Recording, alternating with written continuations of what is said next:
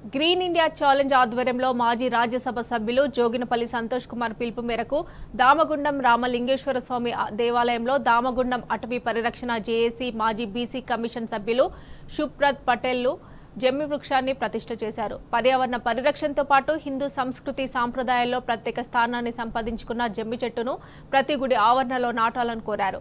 ప్రకృతిని కాపాడే ఈ కార్యక్రమంలో ప్రతి ఒక్కరూ భాగస్వాములు కావాలని పిలుపునిచ్చారు.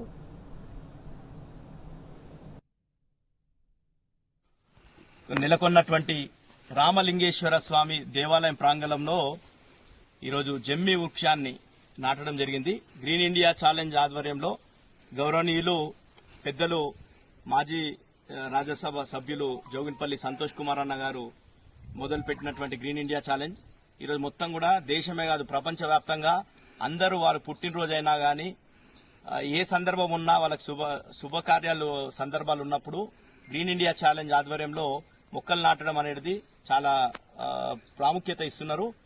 ఈరోజు ఈ జంబి వృక్షం అంటేనే దసరా నవరాత్రులు ప్రారంభమైన సందర్భంలో ఈరోజు ఈ జంబి వృక్షాన్ని ఇక్కడ జంబి మొక్కను నాటడం జరిగింది. ఈ దామగుండాన్ని పరిరక్షించే బాధ్యత భగవంతుడు కూడా తీసుకోవాలి. ఎందుకంటే మొత్తం కూడా ప్రకృతి ప్రేమికులందరూ కూడా ఈ దామగుండం ఉండాలి. ఈ హైదరాబాద్ కి అత్యంత సమీపంలో ఉన్నటువంటి దామగుండం అడవుల ద్వారా ఆక్సిజన్ బ్రీతింగ్ స్పేస్ గా ఇది హైదరాబాద్ కి లంగ్ స్పేస్ గా ఉన్నది. ఇది అనంతగిరి అడవులకు ఆనుకున్న ఉన్నటువంటి దామగుండం పరిసరాలని నేవీ కారిడార్ కి అప్పజెప్పే ప్రయత్నం ఈ ప్రభుత్వం చేసింది. కాబట్టి దాన్ని విరమించుకోవాలని చెప్పేసి ఆ దేవుడు ఈ ప్రభుత్వ రాష్ట్ర కేంద్ర ప్రభుత్వాలకు సద్బుద్ధిని ప్రదర్శించాలని చెప్పేసి మేము ఆ దేవుని కోరుకోవడం జరిగింది. దామగుండంలో green India founder Santosh Kumar garu ఈ జంబి చెట్టు కార్యక్రమాలు చేసి పెట్టిన దానికి చాలా సంతోషం.